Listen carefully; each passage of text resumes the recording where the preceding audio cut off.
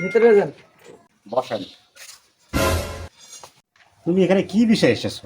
Sir আমি তো চাকরি সার্কুলার পাইছি স্যার, তার জন্য আমি আসছি। তাহলে আমি তোমাকে দুইটা প্রশ্ন করব। জি স্যার বলেন।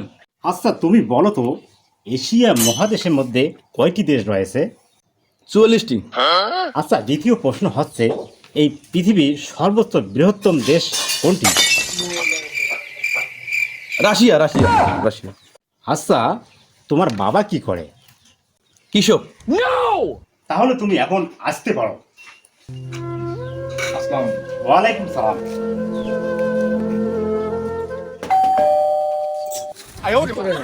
আসসালামু আলাইকুম। ওয়ালাইকুম আসসালাম। বসো। তুমিও তো চাকরির জন্য এসেছো, জি স্যার। তাহলে তোমাকে আমি দুটো প্রশ্ন করি। জি স্যার বলুন। আচ্ছা তুমি বলো তো, বাংলাদেশের রাজধানীর নাম কি?